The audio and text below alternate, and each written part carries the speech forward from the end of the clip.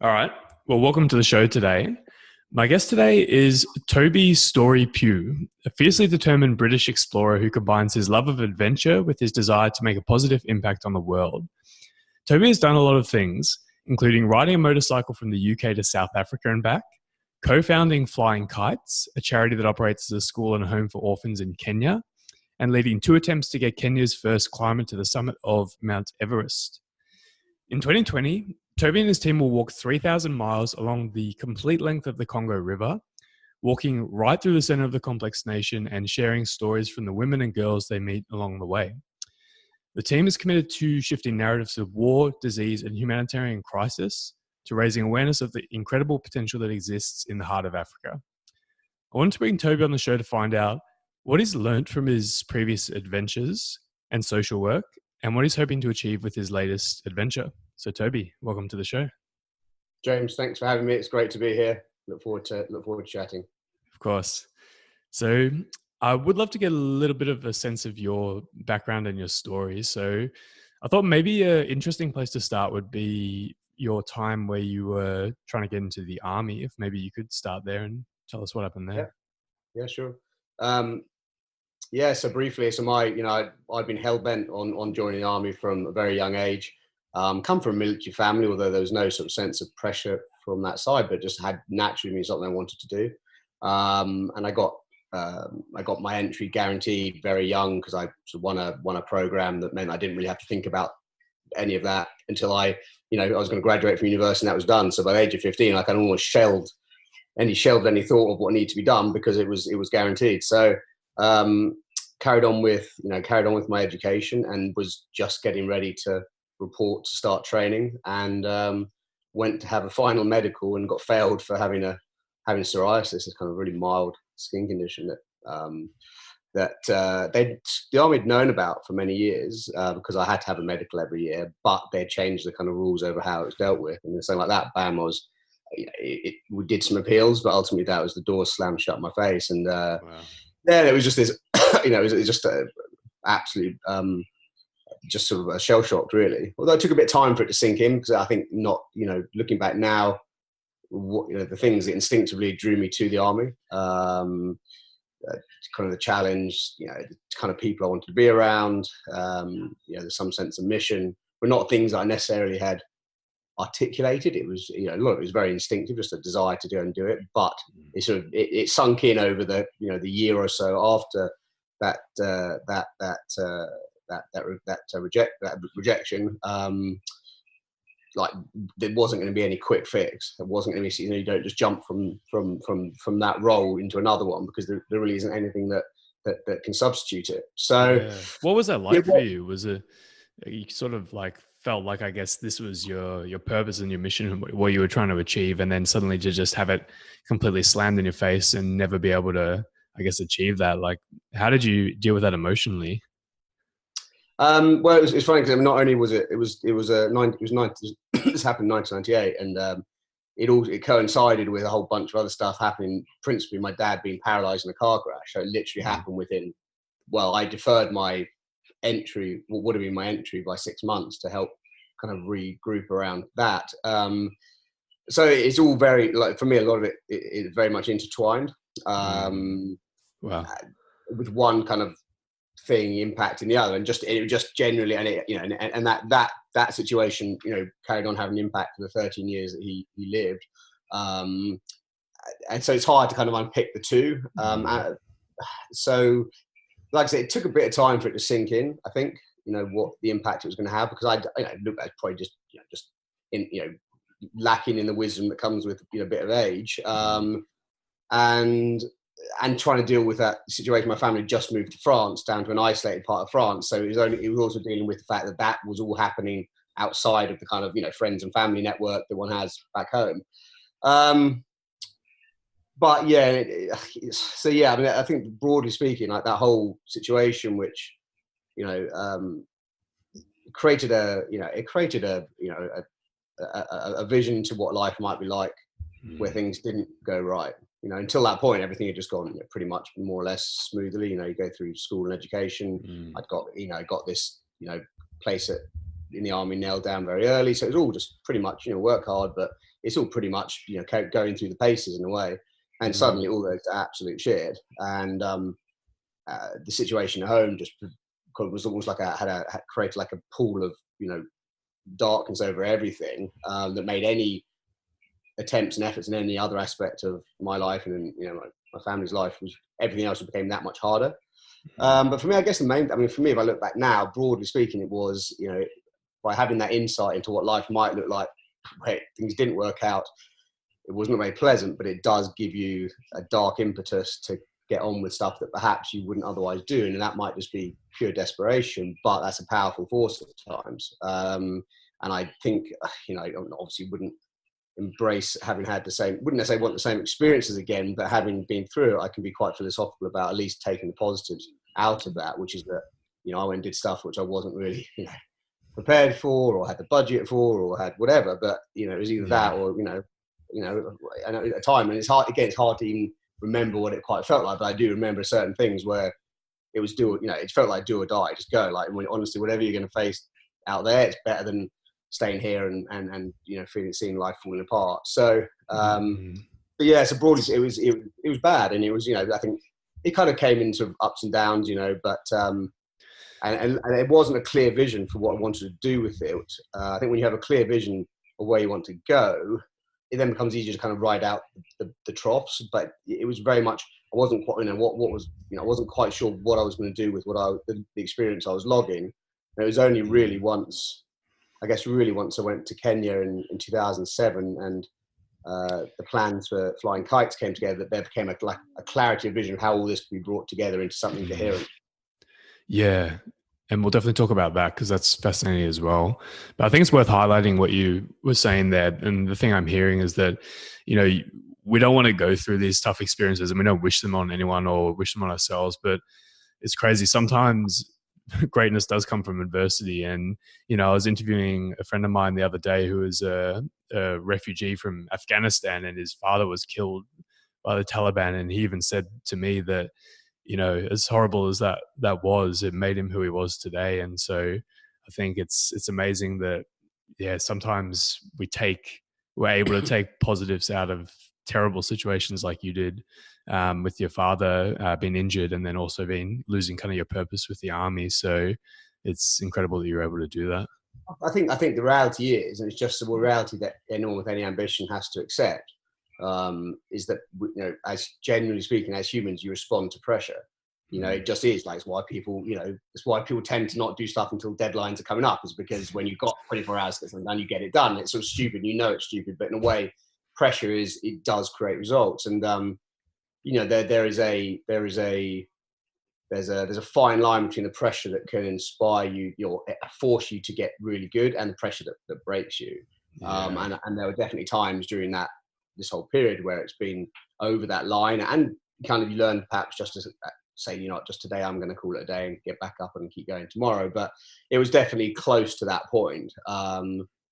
And I think a way I look at it is that if you haven't gone through difficult, genuine, like existential, difficult experiences where you put whatever it is you're doing, where it's forced you to kind of really put it out on the line, you can never be fully developed. If you haven't been through that, you read about, and whatever, it doesn't matter what field of endeavor it is, when someone has gone through something incredibly difficult and they get through it and they're in tears afterwards, it's because you've been through something profoundly difficult. And whether it's climbing, whether it's business, whether it's music, whatever it might be, but you read, there's a very similar reaction, and it's just simply, it doesn't matter what level of achievement, it's really relative to your ability, but that same reaction is a really powerful one. I think without it, you never experience some part of you that will remain forever untapped, and it's just accepting and embracing the kind of like the unpleasantness of it, and recognizing that it's there's no easy way to the feeling that comes afterwards. And obviously that's kind of what leads people being adrenaline junkies and climbing. Climbers in particular there's a hilarious, terrible, I don't really call it, sort of mentality where you are hating every minute of it. For every minute you're there, and then when you leave, you completely forget about it, and you can't wait to plan the next one. It's absolutely chronic, but it is really, really illustrative of that sort of that bit where you just want to go back and experience the purity of emotion. I think that comes from the endeavor, and then for the release of that and the calmness that comes afterwards. So it's a funny one. It's weird to have to think that you need, that you've got to embrace that piece to fulfill your potential. It's almost just like got to steel yourself to the fact that it's going to be, pretty rough. But it makes, really, I kind of look at it as, it gives your character, what I call giving your character patina. You can, if you go through without a blip in your life, you're going to be, you might be all sort of shiny and new, but that's not really what being human's about. Yeah, I love that. It's like that quote, the ship is safest in the harbor, but that's not what they're built for. And Absolutely. I think it's the same with humans as well. So yeah, I love that. So what happened next after that? How did you kind of make decisions and start moving towards something else? Did Kenya come next for you, or what was kind of the storyline there? There are a couple of bits before that. I mean, I think when it really started to kind of settle, the challenge really kind of, the mundanity of how do you live, how do you literally make a living and try and do this kind of stuff sunk in. I said it probably about a year or so afterwards, and you're just like, how do I actually make enough money to go and do anything? And it always it kind of led to me going and doing stuff, like I said, maybe sort of underprepared and under budget, but just within doability. So I mean, I'll be out, sort of working 3 jobs, because it's hard, you can't really develop a career when you're buggering off then for the next 3 or 4 months. And now I probably would have been more switched on about, building a brand and, the tools that didn't have 20 years ago to kind of, to communicate. So what were you doing? You were sort of just taking odd jobs and then going on adventures. Is that kind of? I mean, I was like laboring during the day, and then I would go and do security jobs at night, and I would sleep in the back of my car, so I didn't have any rent to pay. I remember I was working for Sky TV on the weekends. Would go and do we'd work for the rugby team, and I'd sit there in the various Premiership matches counting tackles, and anything really. Then basically trying to get seven times 24 hours a day work and putting away every penny, and just save up enough and then go off and do it. And did a couple of cycles of that. And what were you doing exactly? Were you just going off on these kind of trips? For some reason, it was almost, I don't know quite why. I don't even really remember why, but I spent a lot of time out in India. I was doing some climbing out there, a lot of trekking, and then started this small, this kind of almost like experimental program, helping some children from the local community, working with an established like adventure institute out there, run by a quite well-known Indian mountaineer, and we're just running these kind of, I would loosely call them, they were adventure therapy courses, but it was very much just, it was essentially, it's what it was, but it was fairly loosely programmed, but it was a chance to see how, one could have, an impact on the lives of those less fortunate. And I think it was the first time that there was just like this sort of seed of a mission was planted again. So for this, a couple of years after the army, when I thought, again, didn't really have this idea of mission, like with capital M, mission. I didn't even know, it was never articulated like that in my mind. But just when I remember the first time we had some of these kids come up to the institute, and they were just this ragged little urchins, street urchins. I mean that the nicest way, but they were just so full of heart and just so, like, you just wanted to fight for them. And it just like something. I guess it just like flicked an emotional switch that had been hadn't been activated before, and just kind of started the whole sort of thought process of how could in that case it was literally like taking out hiking, going climbing, going jumping in rivers, and just seeing just the kind of a weight lifting off the shoulders for a short period of time, and how could then that perhaps then be manifested in a more permanent way and for a bigger impact. But that was it was very much an organic process of self understanding, self exploration. And India, I think literally I think probably the reason it was India is because the mountains were there, obviously, but I think my friend of mine was getting married out there, and it just was a good opportunity to go out there, and ended up spending years going back and forwards there. And but so did you kind of have this, I guess, like void in your life of like where you had lost that purpose, and then you were kind of trying to fill it with adventures, I guess, to try and replicate that same sort of experience you had in the army, and then from that you almost kind of stumbled into helping these children, that kind of sparked your mind, the ideas to start giving back? It wasn't as I don't think it wasn't as thought. It was, I'd always just I remember the day that I remember on my 18th birthday, which coincided when we sold our like family home, where me and my club brothers and had close friends had spent years, like we dug this huge tunnel network under the garden, like this like 30, 40 meters of underground tunnels with bases, and we spent years digging it. Really? Yeah, heck, my dad hated it. I mean, he filled it in. He filled it in. He filled it in, and then we dug the whole thing out again. So So you're actually underground. You're actually like tunneling underground. yeah, totally underground. Yeah, Wow. it's our big kind of childhood project. But I remember a mate of mine, not my close friend, saying once we left, he goes, "Well, that's a venture over, eh, Tobe?" And I remember, I didn't say anything, but I remember thinking, "Fuck that." So it was just very instinctive. And then even now, like, I'm here in London, building a business here, very much to try and make kind of the funding side of this more sort of even. But I still can't, like, there's a piece that just doesn't sit easily here, and it certainly didn't sit easily there. It was just an instinctive thing. So heading out to India, and then like you said, like, there was definitely, I wasn't a sense of avoid at the time. It just wasn't. It wasn't as I wasn't as conscious of, wasn't as conscious of what it means to have a mission in life. I wasn't as conscious of that. But when it happened, it just, like I said, instinctively just pressed the button that was like, okay, I like this. I need to think how to do this better. And over, it took 6 years, I guess, from that point to, would come back to India frequently, go back, work more, come back, and then semi-randomly decided to ride a motorbike from Nepal back to France, which then led to going and doing this trip down to Africa, which led to me going to meet up with an old friend of mine who was volunteering in Nairobi, and then that ultimately was a chance to kind of take that sort of 6 years and think, okay, how to try and manifest this in something more permanent, where there's a bigger sense of more clarity of vision in a country which is perhaps more more practical than India. And that was and that's kind of where the whole kind of Kenya episode started. Well, the Kenya part of my life began, and it's amazing. Yeah, it sounds incredible, and I want to dive a bit into that. But I'm curious, just before then as well, what was that motorcycle trip like when you rode from the UK to South Africa and back? It sounds like quite the trip.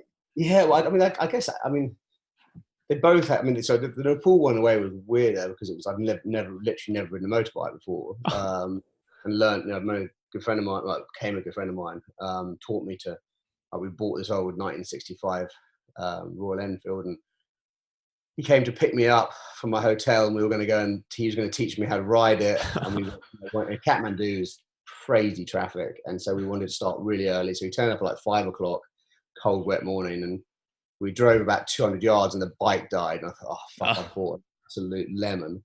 And we're like, oh god, and we're like, oh. And then as we were looking over, just trying to, like, with amateur eye, trying to work out what was wrong with it, realised the fuel tap had been turned off, so it just died. It was like nuts. Amateur hour, right? Move on. But leaving Kathmandu to drive back to the UK was surreal. Like, never having ridden more than 25k in one day, to then be going out, it was like, this is just mind-boggling. So all I did was I set myself the goal of doing 50 kilometers, and then you can stop. Like, if you want to, you can stop. So don't try and even begin to imagine what it's going to be like. And rode 200k and never looked back. But it was that was in a way actually kind of almost more profound. But then Africa just sheer distance wise was so much longer.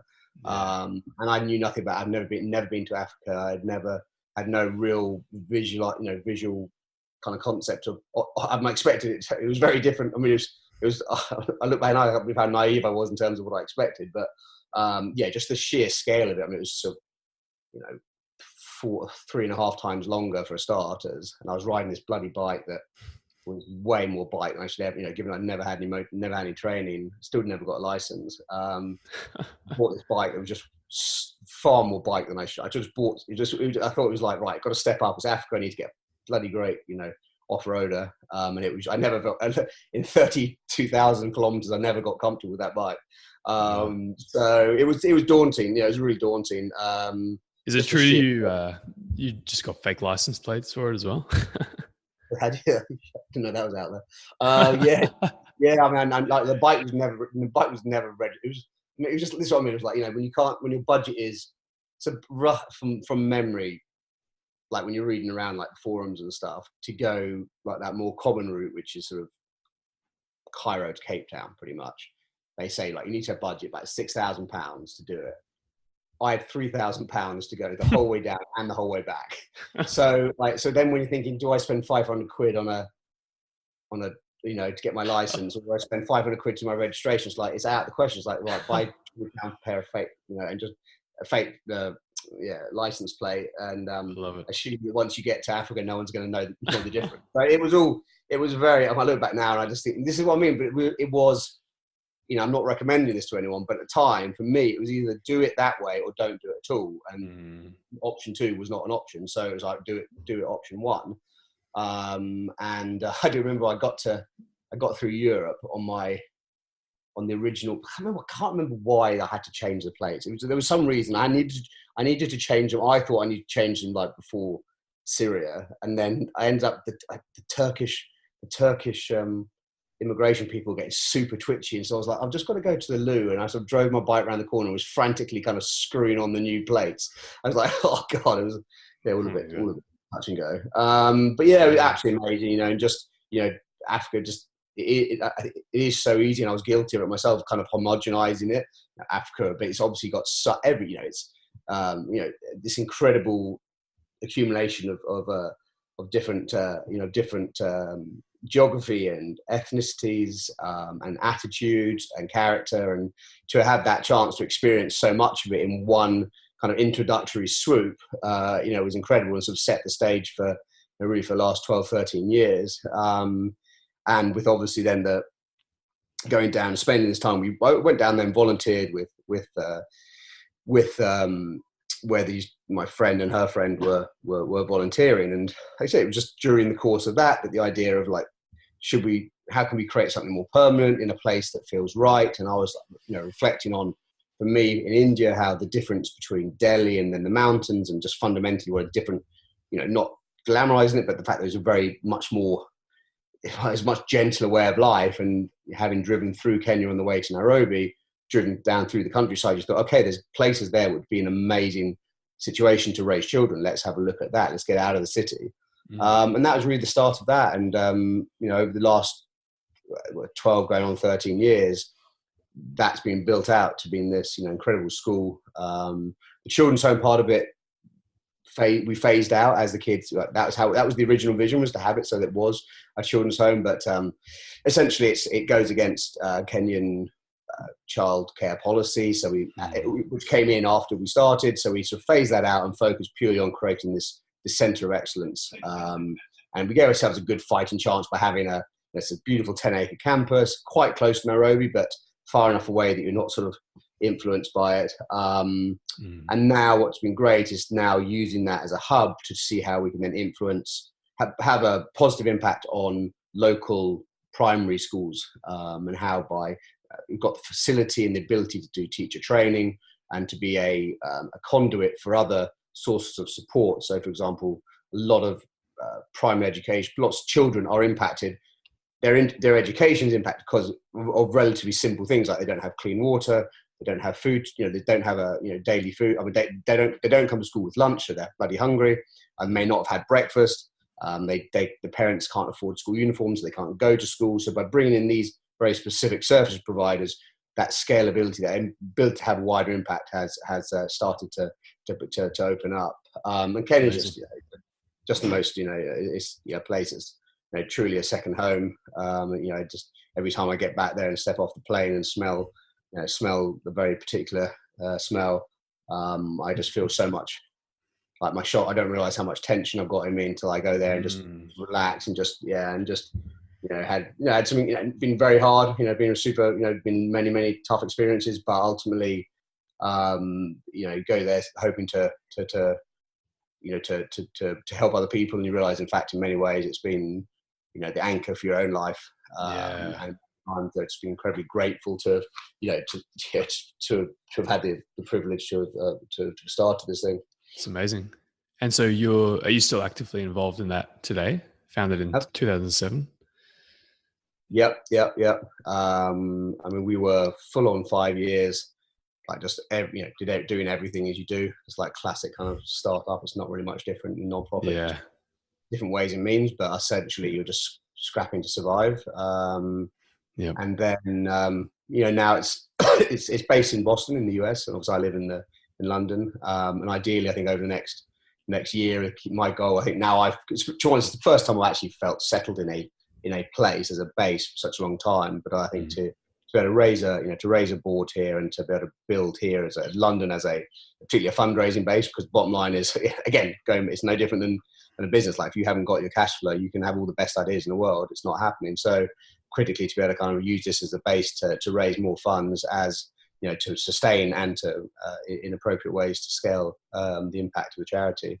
Where I'd like to see that, at least see that happen. It's been amazing. That's amazing. And yeah, it's funny. It's interesting you compare it to a star, because I totally agree. It's even though it's maybe not obviously the main purpose of this project isn't to make money, it's to impact and help people, but you run it in the same way essentially. So I don't know, were you always kind of business minded? Do you think that kind of helped you with this project, or is it something you just had to learn to help you achieve that mission? Not the slightest. Not the slightest.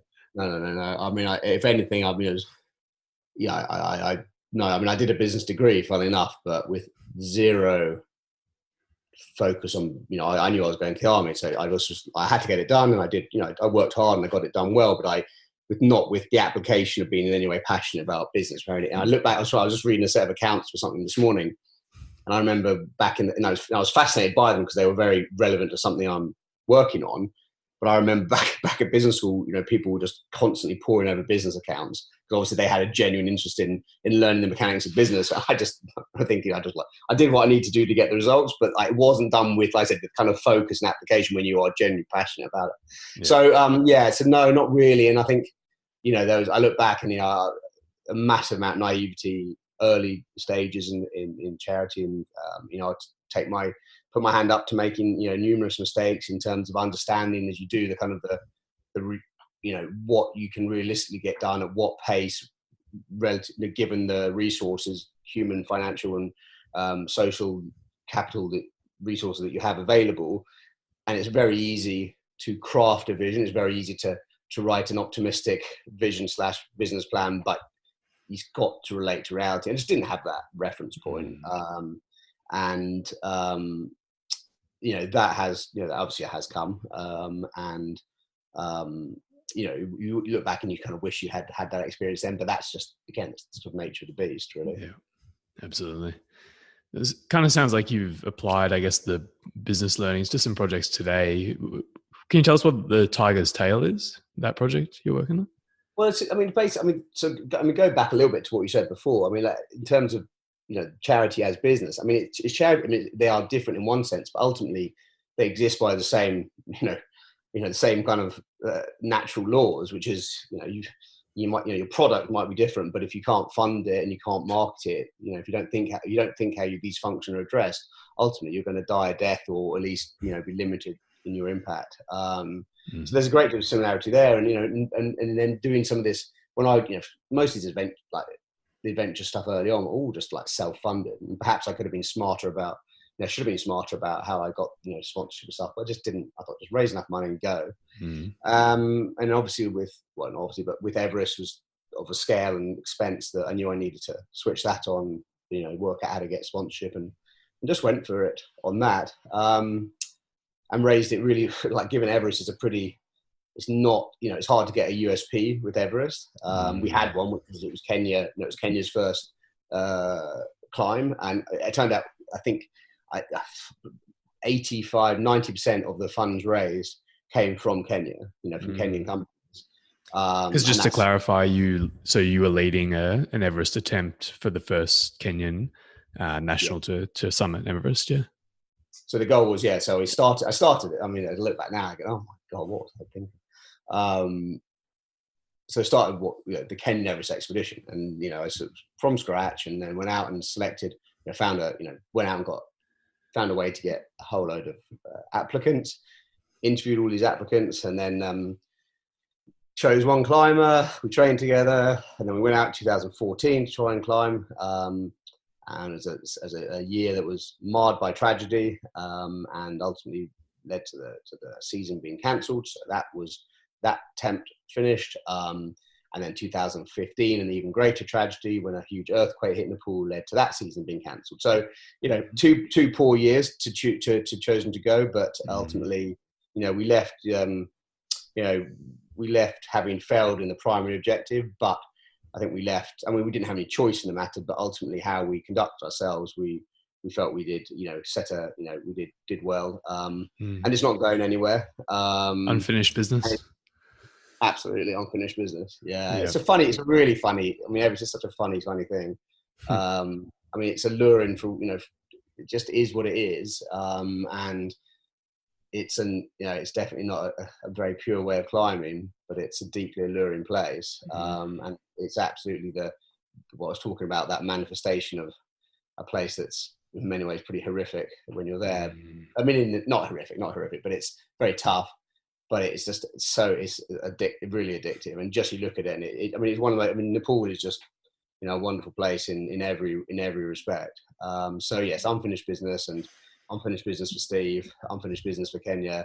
But I guess from my professional point of view, there was always going to be such limited scope to how. So the idea was how do you use adventure to help craft a narrative that could be engaging with those who wouldn't otherwise perhaps be engaged in the issues you were trying to communicate. And with the Everest one, it was like, let's look at Kenya let's get people to look at Kenya with new eyes. It's not about charity. It's not about what we used to call flies in the eyes stuff, where this sad, and at time, I don't know if it was inappropriate at the time, but very sad images of Africa. A sense of really positive stories, but I just felt it was never going to get any traction. I mean, in Kenya it was great, but outside of Kenya it was never going to get any traction, just because it's around that mountain there's just so many competing stories. So it was just actually in between those two attempts, 14 and 15, came up with the idea of let's go and walk down the Congo, because no one's done it before. It's a world first. There are some incredibly important stories that I think should be shared with the world, and I think Congo, there is an incredibly high percentage of stories that come out of Congo which are negative. I mean, there's so little positive. There's so few, not so there aren't positive stories, but the ones which are told are so few and far between, because there are such terrible stories that are told, that need to be told as well.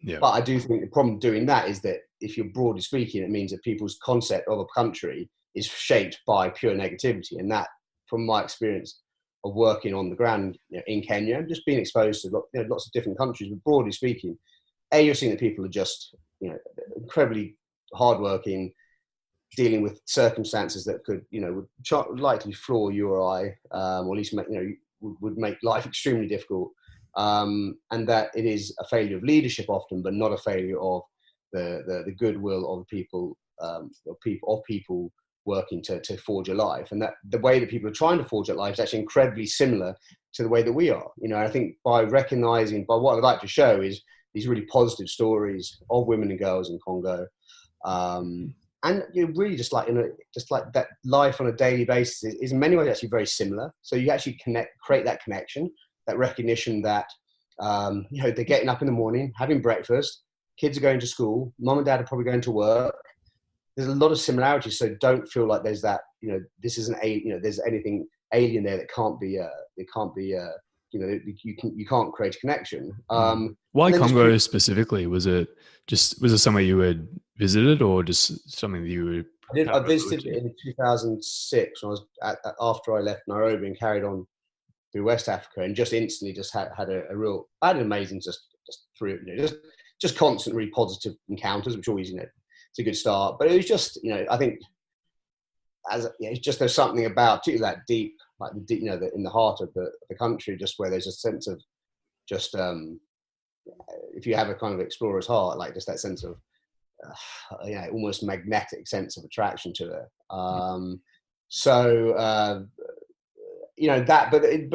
That's always felt that when I thought about doing one, just kind of retracing some of the classic overland routes through the Congo, which back in the day, the routes through there were the real testing ground for imagine old teams with their old Land Rovers just bashing their way through like the most incredibly challenging tracks. And I thought about going and do some motorcycling through there, and just hadn't happened.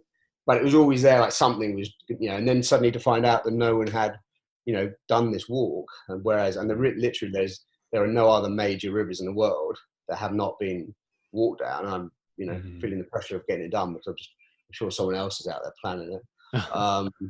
So essentially you want to walk the entire length of the Congo River, which is how long? About 3,000 miles. Yeah, right. It's a long way to walk. Yeah, it's a long way to walk. But it's, it is a long way to walk. How long would that take?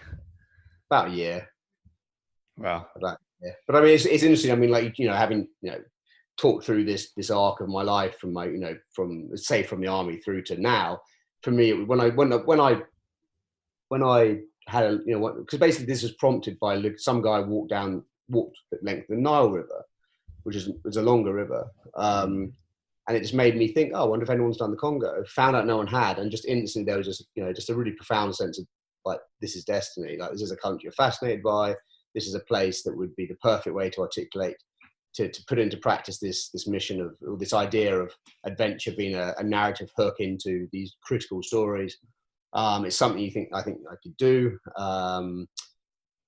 It's good timing. It was really it felt like a very natural top of the arc, and having just raised all this money for Everest, which was, should have been the hardest sell possible. You've got something here which, from a storytelling point of view, straight away you can see is much more compelling, and then just turned out to be an absolute bastard to get done. And it wasn't in it. I think, and it's interesting. I worked with an agency. And the idea was, very much like, Toby, you've got to work out. You've got to be paid to do this. That was a goal. You've got to have a budget line in there for yourself. None of this, if you're going to be a professional, you've got to, you've got to be paid. Mm-hmm. It has to be broadcast. You really want to do it so that it's done, so that all of the support elements, so your PR, your social, so the broadcast, all of these pieces are done professionally. So instead of having to beg, borrow, and steal for this kind of support, it's all budgeted in. You raise a budget, you're able to go and focus, get the job done.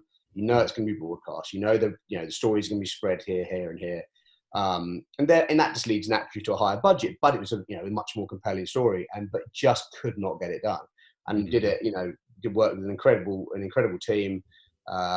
We pitched it unbelievably hard to everyone that would sit still, came incredibly close, put lots of pieces together. But the real, like, whatever, whether it's a title sponsor or a lead broadcast, just couldn't get that piece done. And it was desperately hard psychologically, because, like I said, it just felt, just did all the right things right. It should have been right. The arc should have been like, you've learned all this stuff, and now you've brought it together. You've done nothing wrong. Like, it's the right idea. It's put together in the right way, gone out there and pitched it hard, followed up, everything done correctly. And, the story should end with, right, now we go. It shouldn't end with you exhausted, financially, mentally, emotionally, physically, utterly depleted, with nothing in the bank. Nothing good to go. Like, you've done everything, and ultimately, yes, you've got these pieces together, but you're not going. So, and that kind of tied in with ending this whole kind of family adventure in France. So I took a year off. But there was no one left to pitch. Like, honestly, we've done everything we can do. And I think the expectation was I was just going to, one of those things that didn't get done. And it was like, and I never thought that. I didn't know what to do. I was like, I just cannot fucking believe this. Like, literally, it should be. There were times where we were waiting for decisions to be made on, for example, big broadcast deals that would have allowed us, that would have covered the entire budget, massive activation around it, like everything, just press the button and go. And 3 times it was no, and it was just wow. Like, it's heartbreaking. So it was hard, and and I said it kind of, there was not much left to do. So I spent some time helping my mum finish off this whole French thing, and I kind of coming to terms with, like, there wasn't, having set it up to be a place where I could get some financial, finally get a bit of financial comfort myself by doing what I do well. I came back and I thought, you know what, I don't care. Like, just if it means doing it another one of these things as, you know, minimal budget, just hard yards. Well, that's just the way it's going to be. Most important thing is get it done. Don't worry about too much about what happens afterwards. Get it done, and then worry about it, because you know, it comes down to that really kind of fairly bleak decision making. Either do it this way, which is not ideal, or don't do it at all. And option is not an option. And so over the last 6-7 months, just as I, so basically what I sort of thought, first of all, was slashed off, you know, 70% of the budget, 80% of the budget, slashed it. Like, okay, right, I'm gonna have to borrow, you know, I'm gonna have to beg pro bono PR. I'm gonna have to beg, you know, we're gonna have to beg, borrow, and steal for everything. But you know what? Wow. Done it before, just do it again. Yeah. And that immediately cut 75-80% out of the budget.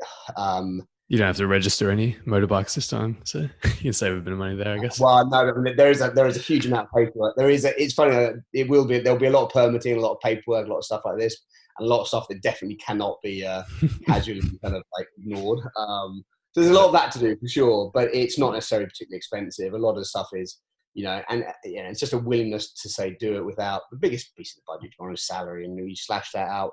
You know, it's how much can you spend when you're spending a day walking through the bush? Not an awful lot of money.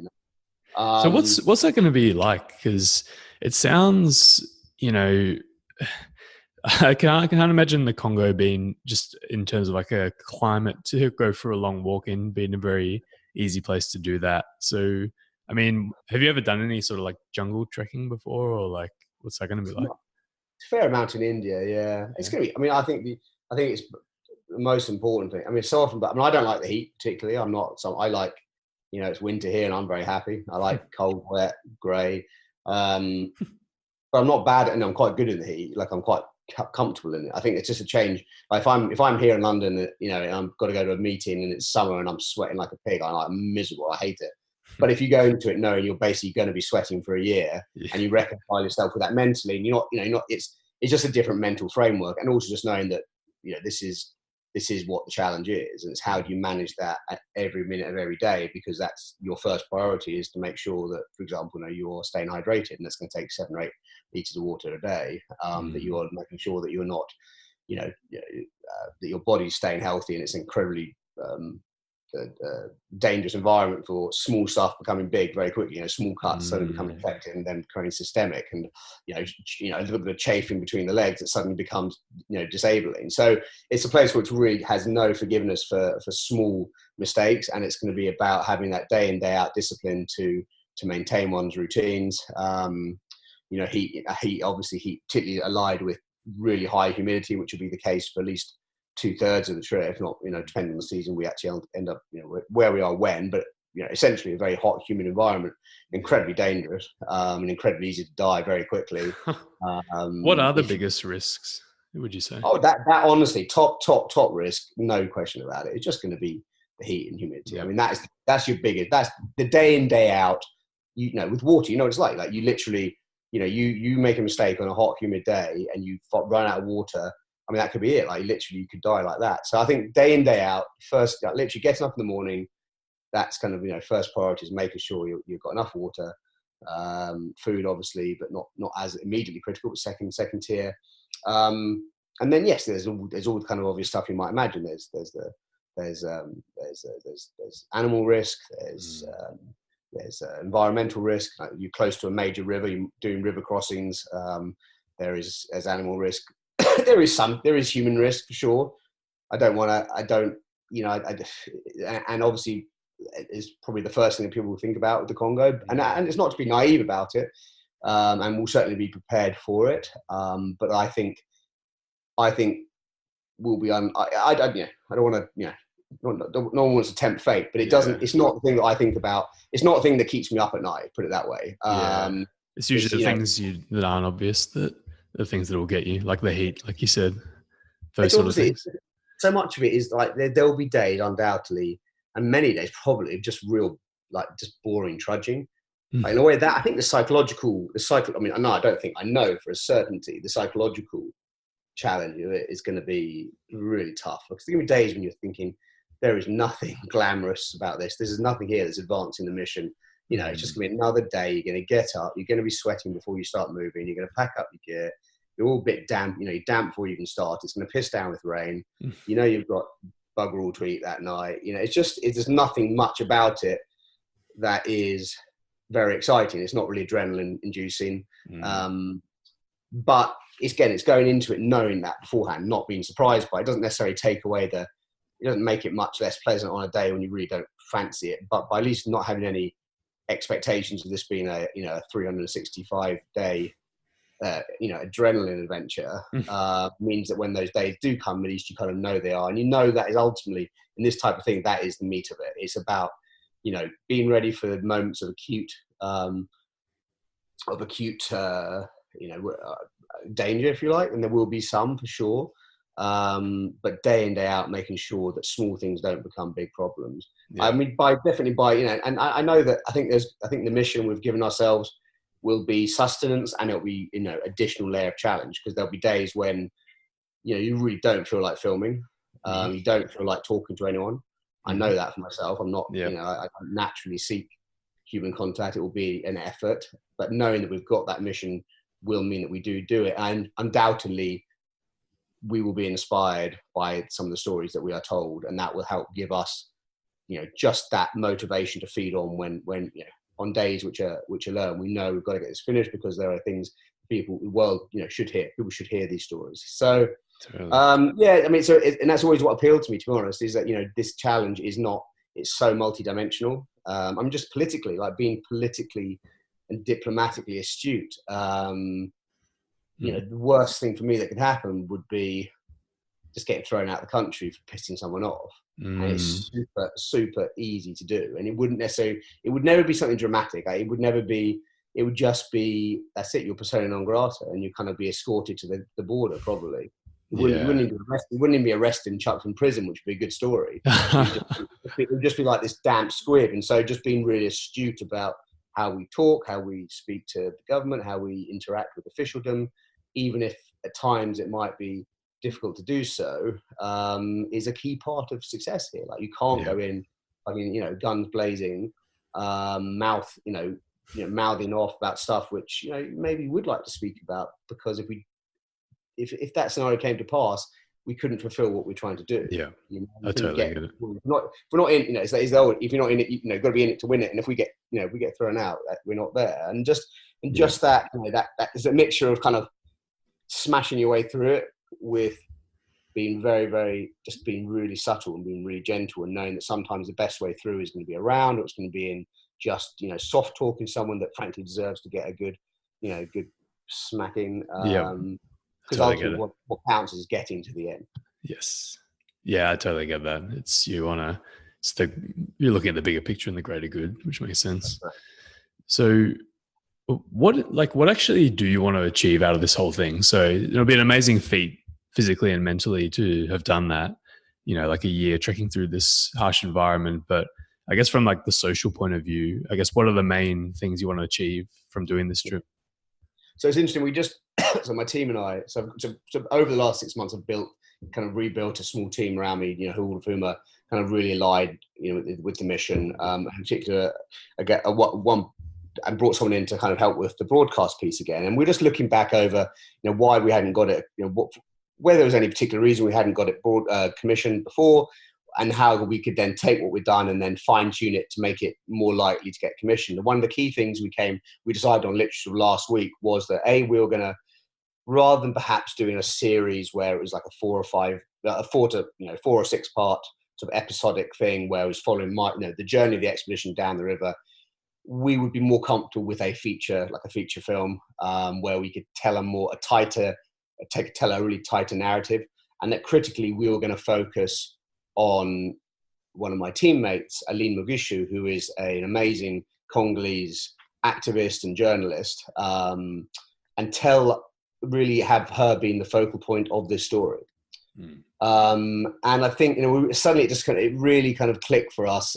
I've never really, we basically, the broadcast piece is critical, because that's the one that's going to potentially get you in front of millions of eyeballs. And if you want to tell a story if you want to have a story told that potentially have a chance to really change a narrative, it needs to be seen by a lot of people. So you always, with the broadcast stuff, you're kind of in a tug between wanting to tell a very, really proper story about critical issues, but recognizing that at some point, like you got to have popular appeal. It was, from an editorial point of view, it was a really tough. It was a tough challenge to get there, and we worked hard to kind of find a balance. But again, not there was what we did in the first round was exceptional. We came very close, but I think this is actually the first time, and it means, and I will be taking this in a way, we'll be taking a step back. And I think what we want to see is how this film would see myself, the Congolese guide, Simone, who's our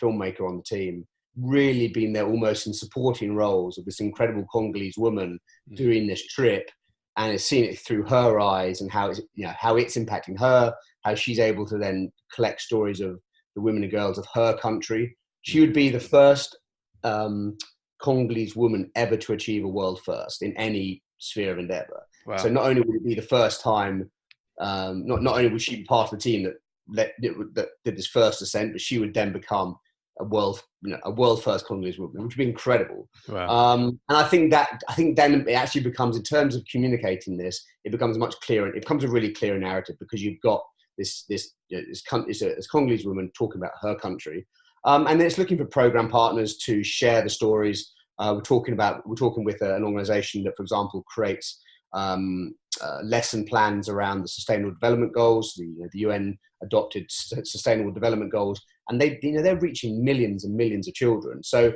if we can provide, what we would do is provide content that would fill in lesson plans for that. So suddenly you've got kids in classrooms around the world looking at, for example, goal number 5, which is gender, looking at gender equality through the lens of women in Congo. And then obviously, like I said, it's the PR piece, it's making sure you're getting press, it's making sure that, you're doing the social well. We're lucky enough to have some, high profile supporters, which we will continue to build over the course of the expedition. So it's about being very smart about how one communicates stories, and hoping that they are going to be compelling enough in, that people will pay attention. And so it's that's the approach. So ultimately, you ask what the impact can be. I think it's going to be, our part really is to tell, is to provide content from a place that's actually just super hard to get content from, and then it's going to be working with other partners to actually create the impact as well. So that's kind of our piece of the puzzle. It's amazing. Yeah, I'm really looking forward to seeing this. So when are you starting this trip? When is it going to kick off? Autumn next year. So autumn UK time, so sort of September, October 2020. And it will have been a 5-year. It would have been a 5-year cycle to get to it. I mean, it's quite nice. I mean, we were just talking over the team, had a kind of our final meeting of the year on Wednesday, and it was just for me having, because basically once I had resolved to do it in this new way, things were slowly started to build up again. And on Wednesday, when everything started to come together, it just felt almost like the phoenix rising from the ashes. Just something that I knew was never, I just knew that this had to be done. Like, I didn't know how it was going to be done. And as I built, so the business you asked about, the Tiger's Tail, it's basically it's a property business I started 18 months ago. And my idea was, okay, look, if I can't get anyone to sponsor this, I'll just pay for it myself. And possibly by being able to say that, it will make it easier to get other sponsors on board, which is proving to be the case. I'm hoping I won't have to pay for it, because that's probably going to be how I live with that. But if needs be, it just meant that, allied with the fact that we were looking for much smaller sponsorship tiers, that it allowed for a definite departure date. It allowed people obviously see you've got skin in the game, and that's been partly. So as I built that business, I just started to get the ball rolling again with building getting the expedition rolling again, and like I said, built a little team, and we're just getting all of our pieces lined up, and we'll be pitching super hard from January. But I think with real clarity, with real focus. Fantastic. Yeah, it's amazing, and I really can't wait to see this kick off and all the content and the stories that come out of it. So is there a way, if people have been listening to this and they're moved by your mission and they want to support you at all, is there some way that people can help with that? I mean, absolutely. Anyone that thinks it might be a good alignment in one way or another can get hold of me at Toby at walkthecongo.com. The website is obviously walkthecongo.com. We will be going, obviously, social will start about 3 months before we plan to leave. Yeah, we'd love to hear from anybody, whether that's just, message support, which is always appreciated, or if there's someone who thinks it might be a good sort of brand alignment in terms of sponsorship, we'd obviously love to hear from people as well. Actually, for Everest, none of our sponsors really had anything to do with climbing or adventure directly at all. It was really just about aligning kind of core brand values that we felt were the identity of the expedition with brand values they wanted to be, exemplary in their organization. So it doesn't have to have anything to do with, what we're actually doing. It's more about, do you identify as being are you a company that, that values, teamwork and determination and vision and, a sense of social conscience. And I don't think there's many companies that would say that they wouldn't hope to manifest those qualities. So so we really just, it's very it's heart on the sleeve stuff. Really passionate about what we do, and love working with to tell really smart stories. Yeah, that's awesome. Yeah, I'll make sure we link up all that so that people can check it out. And it's amazing story, and I'm sure it's going to be fantastic to watch. And so, sort of wrapping up here on time. But I mean, is there anything I haven't asked you, or just anything you want to make sure that you pass on to the audience about this trek you're doing, or anything else in general that you've learned over the years? I think my main thing, any advice I ever give is always just about living life adventurously. Something obviously I'm passionate about, and it's just about how that's I think just encouraging people to manifest that in their own lives in any way that seems appropriate to them. And it doesn't have to literally mean, I think I'll massively encourage anyone to go out and climb any hill or just get outside. Yes. But just think about how you could live your life with a sense of, I think it's always a sense of wonder and with eyes wide open and looking for opportunities. And then going back to what we said before, the setbacks, the pain points are actually really crucial to letting you kind of be fully developed as a human being. So while definitely looking for ways to reduce that stress and pain, almost embrace it and recognize that anyone that's ever had any real true success will have gone through it themselves, and that you're following a path that's been tread by a lot of very good people. And that ultimately, if you can just find a way to embrace and let it push you in the right direction, it's going to be of huge value.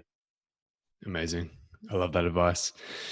Well, this is incredible story you've done. You've done a lot of things, Toby, a lot of incredible feats that are not only physically challenging, but also the social impact you've had with all your projects, from flying kites in Kenya to the work you did in India to now Walk the Congo, and just the amount of work that goes into these sort of projects behind the scenes and getting them off the ground and getting the exposure you need to help share these stories and change the narratives is insane. So I'm really blown away by your story and everything you've done. So I just want to thank you for coming on the show today and sharing all that. It's been amazing to learn it all. And I really highly encourage everyone to go check out walkthecongo.com, Instagram. We'll have all that stuff linked up. Check it out and support it if you can. But Toby, thank you so much for coming on the show today. Pleasure being here, and thanks for having me. Cheers. Hey everyone, thank you for listening to this interview with Toby. Incredible story, what he's managed to do over the years and what he's planning to do with this next project. So definitely go support him if you can. And if you want to support me as well, you can do that by going to Apple Podcast and making sure you subscribe to this podcast. And leave me a rating and a review as well. That really helps me out more than you know.